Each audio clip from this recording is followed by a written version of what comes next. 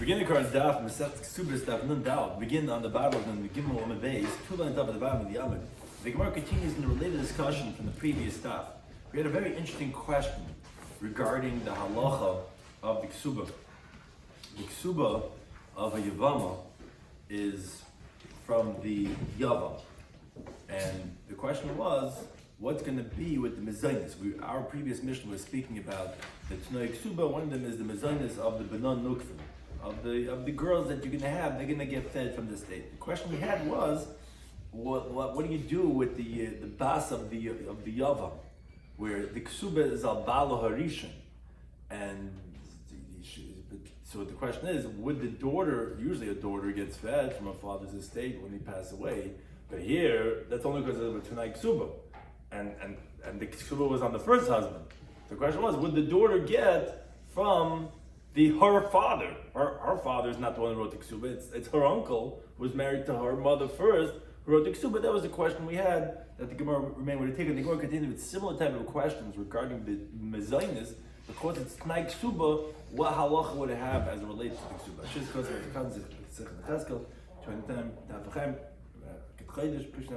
Today's daf. Some of these going to discuss in today's daf are when the Tnai Kesubah is ateh yasim bevesi mesazim nechsei. So we're going to first finish up talking about the one about the daughter getting fed, but then the Gemara discusses one of the other Tnai Kesubah, which is that the almana herself continues to get fed all the days of your widowhood in my house, and regarding the qualifications of the halacha.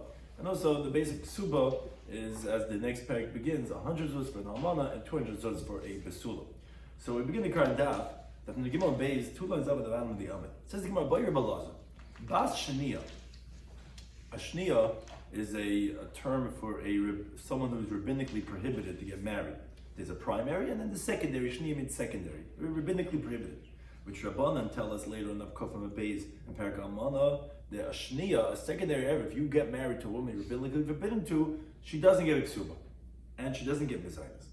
Now, so the daughter that's born to him from this rabbinically forbidden woman, and then he passes away, yesh la mezainis. Would that daughter get mezainis from his estate, or would she not get the mezainis from his estate? What's the question? So the Gemara continues top of the Amidaf and says as follows: Even the lesla ksuba, since the mother doesn't get the ksuba, okay, so lesla mezaini. So the daughter doesn't get mezainis. Why? Because it's a t'nai of the ksuba. You don't have a ksuba, you're not having the t'nai of the ksuba, so the daughter doesn't get fed. Or Dima maybe no. Ima the of the isuha. Of course, the mother has a ksuba. It's just because she did a prohibition to consider abanam. So the rabbis penalized her. You're not getting your ksuba. But be'etzim is dir ksuba. There's a ksuba. So the tachta, the daughter who didn't do anything wrong, look consider abanam. The rabbi's not penalized her. She's going to get it. Meaning it's a lumster question when we say there's no ksuba. There's no ksuba. So there's no tznai ksuba. Or no, ksuba. She's just not getting the ksuba. Is it be'etzim or is it be'poyel? That's the question. If you say it's be'etzin, so there's no ksuba, there's no daughter getting to know ksuba. But then you say that no, maybe there's a ksuba. We're just going to penalize her. She's not going to get it, the mother. But the daughter, she didn't do anything wrong, so she will get the mezainis. So Gemara says, if she would have a boy, then he would be yashin him. Right? He would yashin the father, but it hasn't. Right. So previous stuff, when I said it's kanachla, that the chacham made it like Yerusha, like just like the boy would have yashin and. Yeah, and that was like Ksubas ben Indichrin. That the Ksubas ben Indichrin, and we compare the two takonas and say just like it's a interessant as well. The Gemara doesn't like that, right? And the Gemara says, let us stand. The Gemara doesn't have a clear answer to this question. Do we say be'etzim it is, and that you say like a Yerush, or do we say that no, because it's a penalty, and therefore you're not getting it, and therefore there's no daughter to get that either. Another similar question by Rava. Rava says, Bas Arusa. If let's say someone has beer with his arusa, which you're not supposed to, but he had relations with his kala, that's he's engaged to, and he had a child, and he passed away. Now, that daughter, yesh la mezainis, or ein la mezainis, or does she not give mezainis? What's the question? So the Gemara explains. Even the islik ksuba, Rashi has two interpretations. Either that he happened to have written the ksuba when they were engaged, or like the opinion that holds the rabbis instituted a ksuba for arusa. But either way, since the arusa, the kala has a ksuba, it's the isla. So the daughter would also get mezainis. So maybe no. Even like the Kina Rabban, since the rabbis did not institute to write the ksuba at Shas Nisuin until the time of the marriage. So therefore, although even if you have a ksuba, but there's no halacha of writing it, so the Tanai ksuba also is not taking effect before you actually get married, and therefore lesla, therefore she would not get mezainis, take and let it stand. So even if you're saying that she had a ksuba, but the rabbis didn't institute it to be written until then, so the Tanoi ksuba, or a stipulation of the ksuba, is not so much that he wrote a ksuba, it's that the rabbis mandated that this is going to be one of the stipulations. So even if you write a ksuba, it doesn't necessarily mean that the Tanoi ksuba are going to be effective as a kala. So again, take or let it stand. The Gemara doesn't answer that question either. Another similar questioning. Bayura Papa says, Bas Anusa. What happens if a man violates, rapes a girl, and then he marries her, which he has to? The Torah says, V'lo yisi isha.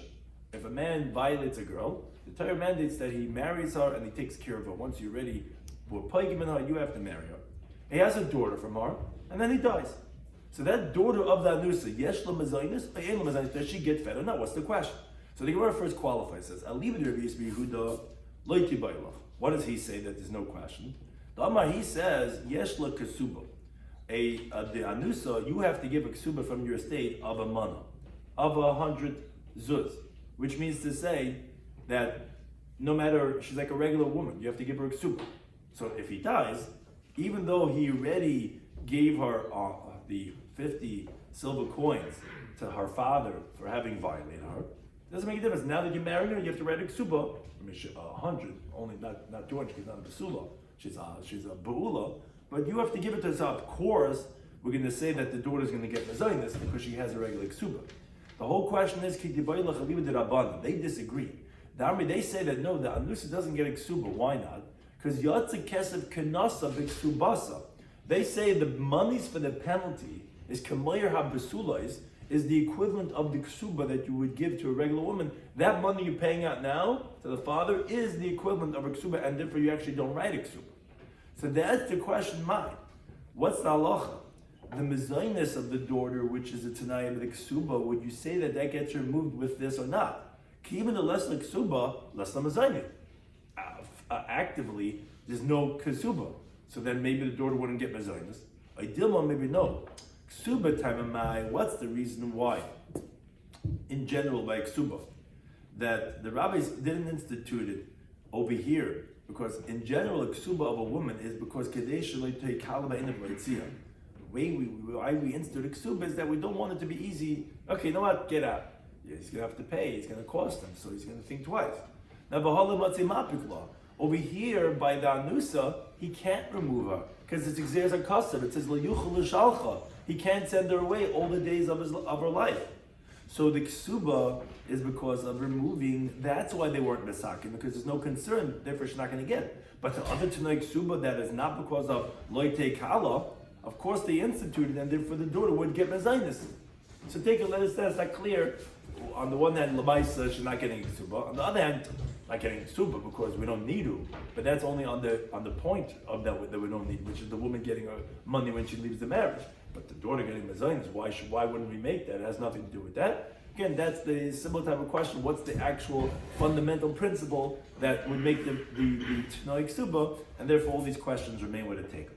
Now the Gemara continued the halacha of the Mishnah. Another one of the Tanoi Ksuba was, At tehei yosva bevesi, you're going to stay in my house, masaz and nifsing, you're fit to my estate. Calling me make up on the side bevesi, all the days of your widowhood in my house. Now the Gemara makes a comment from the words. Tanya Rabbi Yisif, the words in the ksuba are bevesi, in my house. What's that coming to exclude? Beloy bebiksi, meaning if let's say has a house, we force the inheritors to give her a room according to her honor. And they can't tell her, look, go to your father's house, we'll feed you over there. But the diuk is, if let's say they don't have a bias, they have a biksa. A biksa is like a small little hut, like in the Gemara Shabbos, Bei Iksa. It means a very small room. They could tell her, look, you have to leave from us, go live by your father, because he only wrote to you bevesi, but not beviksi. And therefore, that's the dik of those words that they wouldn't have to keep her in the house, this almana, their father's wife, if there's no room. But Abu Mazani Islam. but she will still get fed in her father's household from his estate. And we don't say, oh, since we're not going to say Va'atei Yasu B'Veisi, so we're not going to recite the next words of Umesaznim and Nichsei, which Rashi points out that Rabbi Yosef is expounding the extra word B'Veisi, because the word B'Veisi is 2 times, as you see in that line, Va'atei Yasu B'Veisi, and it says Kol Yemi Megar Monsach B'Veisi. What's the extra B'Veisi? He's saying these two halachas, that one is B'Veisi B'Viksi, and that she continues to get fed even if she's by her father's household. Amar Bar Abasha, he disagrees. He says, he says, no, she even doesn't get mezainis because she's not in the house, so she's not getting fed. It doesn't fit into the line of the ksuba. It says, the Gemara, but let's say Bar Abasha halacha is not like him, and the halacha is that even if she can't stay in the house, she still continues to get fed. Now, continue on this theme. Amar Rav Nachman Amar Shmuel, he says, Tabu lihi nasei b'nispaisa. Because we're talking about this halacha of the almana continuing to get fed all the days of her widowhood. The Gemara is going to discuss regarding when does she lose those rights. So he says that if she's petitioning to get married in this spice, meaning if someone's petitioning her to get married, she's a widow and people are saying, oh, would you get married in the spice, and she's appeased, she's in agreement to get married to someone else, so then you can, it's not considered megram and lasayich anymore, it's not considered the dwelling of your widowhood, and therefore ilam mazainis. At that point on, she doesn't get mazainis anymore because you're already moving on to get married to a new person. Now the Gemara makes a diak. It sounds like haloinis paisa, but if she wasn't seduced, meaning if she wasn't enticed to get married to someone else, yesh lo mazainis, that she would get married. The question is that even if she's not getting married because of the honor of her husband, it's just that no one approached her. She's like, yeah, I'm willing to move on. So the Gemara makes a dig. It sounds like that only if someone actively proposed to her, and she's like, yeah, she's in agreement, then okay, you're not considered almon anymore. But if she wasn't, even though she's really not staying because of, oh, I can't leave the estate of my late husband, that she would continue to get mazainis. So now I'm Rav Anan, he says, l'didim mefarshli menei de Shmuel. For me, it was explained from the Master Shmuel that it depends actually. Amra, if she says machmas ploni bali, if she says no, I can never get married because of my late husband, yesh l'mazainis, then she continues to get fed. But if she says, really, I would get married, I don't care, I'm not so beholden to my late husband. But it's machmas b'nei adam shein mugadli, because I'm not finding anyone that's qualified to be my husband. So in mazainis, she wouldn't get mazainis anymore. It's not considered nega amal l'sayich. It's only like if it's a dedication to the late husband, then she's still in this household, then she gets fed. But if not, she's going to lose mazainis. Similarly, Amar Rav Chizri says zinsa. If let's say she was mazana, in mazainis, she doesn't get mazainis anymore. Amar Rav Yosef, he says, and these are all qualifications of like you're not considered that you're still with the late husband. Amar Rav Yosef says kichla. If she puts on makeup or pirkasa and she braids her hair, meaning she's obviously revealing that she's not staying because of the late husband, and she's trying to court other people. So in mazainis, again, that itself would make her not get mazainis anymore. So the Gemara explains these two different manda'amim. Manda'am zinsa, the one that says that she wouldn't get anymore if she's mazana, koshkin kichla pirkasa. For sure, if she's putting on makeup and braiding because she's showing that she doesn't really want to stay. She's not wearing the black clothing of the widow anymore. According to one that says that she loses the rights if she gets all dressed up, that mandam actually, if she was mizana, she actually would continue getting mizana. This my time. What's the reason? Because Yetzer Ansa. No, she really is beholden to her late husband. She doesn't want to get married to anyone. She's not getting all dressed up and trying to court other men. This that she was mazana, her taiva overpowered her, and therefore she was mazana. But the truth is, that doesn't testify anything regarding the fact that she's not anymore. You may make her aman asef b'vesi. Now the Gemara says, "V'lesach is like a kol nishmaitz da halach is not like all these teachings. Rather like the following teaching. It's only hatavas kesuvos b'vesi. Only if she claims she wants to collect her ksuba in court, then in the mazayin, then she loses the rights for the mazayin, because that shows that you want to move on. But as long as she doesn't collect her ksuba, she can continue getting mezainis. That is, says the Mavaloi. Really, it's not. That's the only way. But the time when the Braisa it says machak ksubasa, if a woman sells a ksuba, or umashkana ksubasa, if she uses her ksuba as collateral for a loan, or asik ksubasa political achar, or she makes her ksuba as a collection, meaning, what do we mean the ksuba is a paitaki? The property that her husband designated for her collection for the ksuba, she makes that property into an apaitaki, which is a designated collection for her creditor. It's like, don't worry, you'll have where to collect from. In all these cases, she doesn't get mezainis. Says the Gemara, Hani in, sounds like, what's unique about these cases the Bryce is talking about? They're all collection of her ksuba. You're selling it, you're collateral, or using it as a paitaki, aval tevas, but it sounds like if she's just petitioning to collect it, then she wouldn't lose her mezainis. Says the Gemara, it depends. It's not a contradiction. Hani, these cases of the Bryce are bein bebezin, bein shalei bebezin. That's whether we're in the court or out of court. That's already a collection of your ksuba. Yeah, then you can lose mezainis. But tevas, petitioning to collect it, that's bevezin in, shalei bevezin lo. It's only in front of the court, not in front of the court where she's saying, oh, I want to collect my ksuba. That has no relevancy. She wouldn't lose mezainis that way. It's only if she comes to the court and she produces a ksuba and she wants to start collecting, that's when she would start losing her mezainis, because then she's already not considered in the widowhood. She's already moving on from a late husband. Now the Mishnah said that the same thing was for the people of Yerushalayim, B'chulu, etc., and the people of the Galil. But the Mishnah continued, B'chulu, etc., but they said, but the Anshe Yehuda, they actually wrote differently. They said, it's their choice. If they want to, they could give her a ksuba and they could get rid of her. Unlike in Yerushalayim, they said it's her choice. She doesn't want to get married. She does not demand a ksuba. She gets to remain. That's the machlekes the Mishnah taught. Now, Idma we learned, what's the halacha? Rav Amei says halacha kanshi Yehuda. Halacha is like the people of Yehuda, which is that, like we said, that it's their choice. It's the orphan's choice. Shmuel Amei says halacha kanshi Galil. He says halacha is like the people of the Galilee, like in Yerushalayim, which is her choice. Now, the Gemara brings in practice that Bavel, B'chopar, V'daha, which are the cities that were near Bavel, so no, Kirav, they accustom themselves like Rav, which is like the people of Yehuda, which is that it's the Yarshim's choice. They can give her the ksuba and let her go. Narada, on the other hand, B'chopar, V'daha, no, Kishmul, their custom was like Shmuel, which was like Anshe Galil, which is that it's her choice. Now, the Gemara brings a story related to this halacha, that Ahi Bas Machayza, there was a woman from Machayza, the Havas Nesivul in Narda. So Machayza is part of Babel. She got married to someone from Narda. So also came to Rav Nachman, they came to Rav Nachman regarding the mezainis. So Shama Lakala, so he heard her out, and he heard the Bas Machayza that she's from Machayza, which is from the Parvadi Babel, it's from the environs of Babel. So Amalahu, he said to them, Babel V'chol Parvada, no Kirab. That area, their custom was like Rav, and therefore the halach is she could continue getting mezainis. It's up to her. It's actually up to the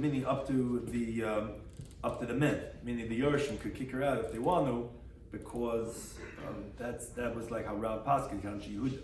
So Amalei said to him, but Narda Nasim, but she got married to someone from Narda, and Narda they followed Shmuel. And Shmuel said, look, it's like Anshe Galil, which is that it's up to the woman.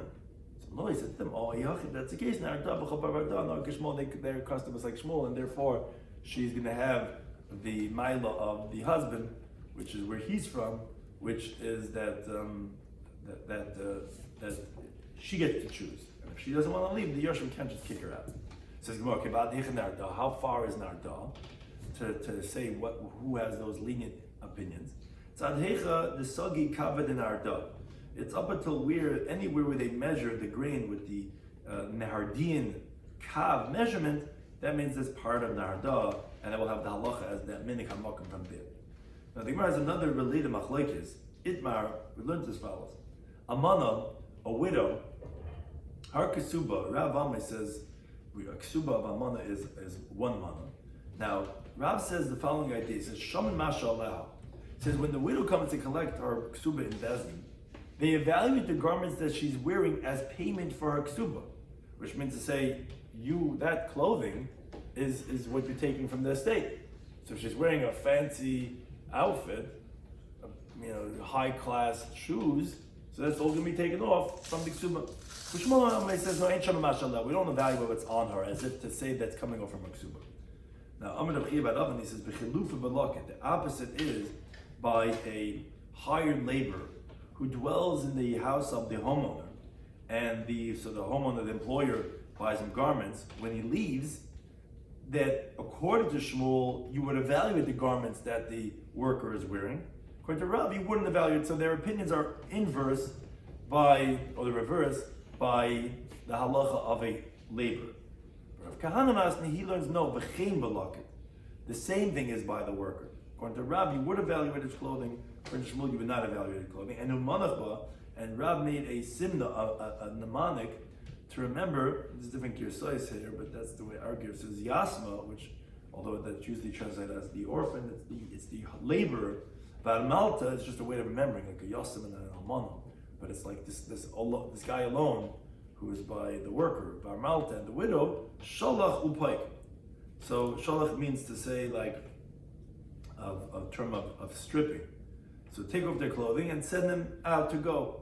Meaning to say that because we evaluate the clothing that they're wearing, that's how Rav held by both of those halachas, by the laborer and by the widow. We say, okay, what are you wearing? We bought you these things. Of course, we have to give you payment, but it's gonna come off your payment from what the clothing that you're wearing. Amar Rav Nachman says in Avagav Detnam b'Masnin Kavasei de Shmuel. Although we learned in the Mishnah like Shmuel, but Halchas Kavasei de Rav, the halacha falls like Rav. In this machlek is Rav and Shmuel regarding for you evaluate its honor. It's now we learn the Mishnah that says like Shmuel. The Mishnah is in Erechim that says Echad Makdish Nechasav. Whether someone goes ahead and sanctifies his estate, if someone does Erichin on himself, which he says Erki Olai. And now the temple treasurer is coming to take collateral for his Erichin that's said in the parasha. So says the Mishnah Einloi, if let's say the treasurer doesn't have, meaning the treasurer has no right to collect, not this guy's wife's garments, not his children's clothing, and not even if let's say he had garments that he was dyeing for the purposes of giving it to his wife or to his kids, even though they didn't even wear it yet, even just dyed for them. And neither neither the new sandals, the new shoes that he bought for them. So obviously, says the Gemara, that you see, like Shmuel, that her garments are hers. Because if you say it was the husband's, and therefore you want to collect your ksuba, this is coming off your ksuba, then the gizber should be able to collect from these clothing. The fact that they can't, because it's not his, it's hers. So you see that the Mishnah is like Shmuel, that ain't shalom mashallah, because it's hers, not the estate's. But still the halacha falls like Rav. So Amalei Rav Lev Nachman says, I don't understand. If you tell me the Mishnah is like Shmuel, why would you say halacha like Rav? That's Shemon Alev. So Amalei said to him, no, l'cha'oira. In other words, a sudden, swift reading of the Mishnah is kishmul rihita. It flows like Shmuel. But kima ein is ba. But when you look into this, it doesn't support Shmuel. My time, what's the reason? Because ki aknila, when the husband is acquiring it for the wife, adaita lamekim kamei. It's only because for her to stay in the relationship and she's not leaving his house. That's why he's being maknit to her, that it should be hers as long as she's with him. So yes, then it is hers when she's with him, and therefore the treasurer's not going to get it. But to take the clothing and leave, I didn't let you just go buy, in this expensive store. That he didn't be maknit, therefore that's like Rav. And therefore it's not hers when she's leaving, and therefore it is shalom. So it's not a contradiction. You have to be able to read it finer and understand that's only when it's to stay. To stay, it's hard. Everything gives me a collect. But to leave, then it's not yours. And therefore, it is shalom allowed. Now the Gemara brings a story related to this halacha that Kalsha the Baal Yashin, the daughter-in-law of the house of the Baal Yashin, have a kotavik subasa meyasma, so she was coming to collect her ksuba from the orphans. May her husband passed away. Have a kamamti lu lebeidina, so they brought her to court. And they said what achat they had. They said zilula milsa the tezlahachi. It's disgraceful for us that you should go like this with azay umgedek. I'm saying it's not appropriate. You're going to go to court, the paparazzi, they're going to take pictures. Azal leveshtinu vechasentinu lekulimana. So what they did was, they got her all dressed up, the entire amount of a mana that she was going to collect, and also came into the Ravina, came from the Ravina. He said to them, the halacha is like Rav. That he says, that a widow, you will evaluate what's on her, and therefore you lose your whole ksuba because everything that you're wearing is going to come off from the ksuba. Now, the Gemara continues with the halacha of supporting a daughter. So, there was someone that said to the people, this was what's called the command of a shchimera, his last will of the dying person. He said, Nadunya labras. So he set a set amount of perfume and makeup of the daughters and how much clothing. He said that's how much he wants to give to his daughter. He says that give this Nadunya to his daughter. Now, what happened was Zal Nadunya. What happened was Nadunya went down the price. So I'm going to read about it. He says, Purna liyasmi. He says the gain is for the orphans. In other words, we don't say that we're going to give her the value of the Nadunya as it was on the day of the command. No, he said give this amount. If it goes down, so great, that's the gain of the orphans. A similar case, there was someone who said to them as he continued to his base, Arba Meyi says 400 zuzi min chamra of wine lebras to my daughter. Now it sounds like that wine should be responsible for this, but the wine itself he didn't say to give it to her like the monetary value of the day of the command. So what happened was he only said the zuzi part. So ayaka chamra, when the wine went up in price, Rabbi Yosef says, also Rav Chali asked me, why is it gain to the Yosaimim? Because now this wine is going to fetch, let's say 800 instead of 400. They only have to give up 400 zuz worth of the wine, not that same wine. So if it goes up in price, you have to give it like only half now. So it's a gain to the orphans. Gemara brings the Karevi de Rabbi Yechanan, the relative of Rabbi Yechanan, Havalo Itas Abla, had a stepmother. Their father had a wife. Now, the Kamasta Damazaini, that she was making them lose a lot of money from the Mazainis because she ate a lot. We already had this relative of Rabbi Yechanan having a difficulty with the stepmother. But also coming to Rechel, they came from Rabbi Yechanan. Amalei said to them, look, go and tell your father, he should designate a piece of land for her Mazainis, with, meaning he's a dying person, let him give a command with witnesses, and maybe she'll accept. Because the halacha is, as the Mishnah teaches Masechtas Peah, that even by the ksuba, if let's say someone writes all his estate to his son, but he writes to his wife even a small piece of property, she loses her ksuba. Basi says that if she accepts, even if she wasn't written to her, so he was telling her, have your father, you're afraid she eats a lot, she's going to order, who knows, from Uber Eats, every muting and other thing. Have him write her a small piece of land, then she loses the ksuba. So let's come into Rish Lakish. They came around to Rish Lakish. I don't know who he said to them. What do you mean? Kol shekin shaliu lo mazaynis. What do you mean? All the more so now for sure that they're increasing from mazaynis, because if he tells her this property is for you mazaynis, that's only that if they don't give you enough mazaynis, but they give you only exact, take this property for an addition. Because if it's for a shibut from mazaynis, all is nechas mamashubah to that. So this piece of property is adding on. Since he's not gaining, if anything, you're losing. So they said to Rish Lakish, but Rabbi Yechanan didn't say like this. He said to them, Zilu havulo, go give her, Ve'iloi, and if not, then afiku, then mefkinu l'chu Rabbi Yechanan manach. I'm going to take Rabbi Yechanan out of your ears. So I said, Rabbi Yechanan. He said to them, Ma'asa, what could I do? Shekenegdi, someone of my stature that's equivalent to me, that's appropriate to disagree with me, is disagreeing on me. What could I do? But Amr Rabbi says, for me, it was explained Rabbi Yechanan, it depends how the wording was said. If he said that this piece of land I'm giving you as on my last breath over here on this planet, I'm giving you limizainis, that's ribu limizainis. That's adding on to our mizainis like a Rish Lakish said. But bimizainis, if he said for the obligation of mizainis that you have on me, that this is payment for that, that's katzis limizainis. Then he's setting it only from over here, and then it would be like Rabbi Yechanan, that she would lose, and that it would only be from here, and that she wouldn't be able to get whatever she wants to get. Halach Narish, I return to the fourth parak of Mesechta, Kesuvos Daf, and then we begin the fifth parak Afapi, which continues on the obligations of different types of women regarding the ksuba as we're discussing here in this Mesechta. Says the Mishnah, Afapi Sha'amr, although they said, Besula Geva Masayim Amana Mana, if a virgin gets married, it's 200 zuz.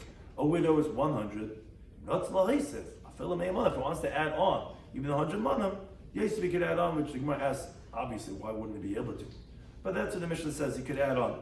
Now, if she gets widowed or divorced, whether from just being engaged or whether from being married, she'll collect all of the entire ksuba, whatever it is that was written inside. He disagrees, says, and if they already got married, she could collect everything, whatever he added on, and the basic. But if they're only engaged, he says, in the virgin will get 200 and the widow will get 100, but will not get the Teisevas, will not get the additions. Why? Because Shlei Kasavai did not write the additions from his intention, Ella Amanas Lekaim, because he's like, okay, we're going to get married, we're going to consummate this relationship. They never consummate the relationship, then he never had in mind for these additions to take effect. He says, Im Ratza, we quoted this already, Machlekes on the previous daf. He says, if he wants to, he could write a document of a ksub of 200, but she could write, even if she really never received, she could be meichel, she could write like a receipt. His kabalti memchamon, I already received 100 out of the 200. And so to Lamana, he could write the ksuba of 100 to the Almana. But she could write his kabalti memchacham misham, says, I already received from 50, says, and he holds that's okay, they could get married like that. Remain may disagree, says, whoever diminishes from the besula from 200 and the Almana 100, it's considered like you had be of nus, like you guys are not properly married, and therefore he disagrees with you. No, you cannot have anything less than the basic of 150. The Gemara asks on the Mishnah that said that Teisevas Ksuba, Pshita, obviously you could add on. Why would you think not? Says the Mamad, when you say Kitsus Abdirabban made an exact amount, not to embarrass someone that doesn't have. Everyone's going to be able to add on. There's the takanas you have to make. Can't have people giving whatever they want, and then it's going to cause competition. People are going to be taking out second, third mortgages in the house because they're going to try to make the ksuba bigger than what it has to be. On that, no, it's okay. We're not concerned for this, even though many times we are concerned. But it's interesting over here that they're not concerned, and you're allowed to add on to ksuba as much as you want to add. Now, I said in the Mishnah in Ratz Lahisav B'chulu, we said that if you want to add on to the ksuba, so even 100 mon you could add on. The Gemara makes a deal. It doesn't say that if he wants to write to her, in other words, if he would have said the word lichter, so we would not have understood from the Mishnah that the addition should be called the ksuba. We would have understood it to be like a matana, but it wouldn't be considered a ksuba. Ella, what were the words the Mishnah says? The words in the Mishnah were lahaisif. The word lahaisif, like we had Musaf just before, what does Musaf mean? Haisafa means to say it's adding on to what was already before. So that means to say it's adding on to the ksuba that the chacham or misakin. So it has the title of ksuba on it. So therefore, Misayeh Lil Eva Amr Biyana. Because Amr Eva Amr Biyana, he says that tonight ksuba, the conditions of the ksuba, meaning the additions that he's gifting to her, that he's adding on, and also the mezainas, and all those things we learned in the Mishnah in the previous parag, are ksuba dami, as the same halach as the ksuba. That's what you see from the dika, the words of the Mishnah. It doesn't say kasaba that he writes it. It says hoisib, he's adding on, as like part of the ksuba. It says Gemara nafki, there's many big ramifications over here. You have this l'macheres, let's say a woman sells her ksuba, u'l'mecheles, or she's meichel her ksuba, where the halach is she's forgiving and she's selling everything, because everything is called the ksuba. And we don't say that the ksuba is only the basic 100, 200. No, even the T7, everything's included. So to l'macheres, if a woman, as we learn later on, if a woman is meredes, she rebels on her husband. So we continue to diminish from a ksuba. Until how much do we diminish? Until the entire ksuba. So here we're telling you also, it's not only just for the 100, 200, it's even the T7 that we continue diminishing. Well, the pegenes is another halacha. Later on, Peizanim and Af, the Mishnah teaches if a woman is poigim or ksuba, it means to say she causes some type of a flaw in the ksuba, she can't collect now anymore but with an oath. So if she makes a pagam in the Teisebes also where she says, oh, I already received payment on the Teisebes, so then that's considered pagam, which, we don't know how much you got, whatever. That's considered like a pagam in the ksuba, and if the husband claims you got your whole ksuba, she can only collect with an oath. So to the tevas, if she's coming to collect, the Chacham said if a woman comes to collect the ksuba in court, she doesn't get mezainis anymore. If she comes to collect her tesevas, she also doesn't get mezainis. Uleveres al das. Also, if she violates the Jewish tradition, the Gemara later on in Beis Hamikdash tells us that a woman, if she violates Jewish tradition, then she leaves without a ksuba. So not only does that mean the ksuba of the 100, 200, but the addition would be a gift that she wouldn't lose. No, she loses that also. And as Gemara continues on top of Menhayim and Aleph, all these are categories that we're explaining are halachas unique to ksuba that includes the Tosefos. The shvach. Gemara says in Becheres of the Aleph and the Beis that the firstborn son, although he takes a double portion, he does not take a double portion in the increase of the estate that happened after his father's death, and neither does a woman take that with her ksuba. So the Tosefos also, she does not collect from the shvach that the nechasim were mishabech after her husband passed away, even though it's their estate. But that was after he died, and that includes the Tosefos also. L'shvua, anything that is applicable to have to swear on the ksuba. For example, let's say if she's collecting not in front of him, let's say she got divorced and he's overseas, or let's say one witness testifies that she was already collected, where she has to swear, or she collects from the Chasim Mishabadim or from the Nechasim the Yisayimim. The Mishnah teaches later on the Pezayim and after she has to swear. The Tosefos she also has to swear. Now Rashi asked, I thought that was Pegemis. That's the halacha that mandates a shvu. I already said that is for the Tosefos.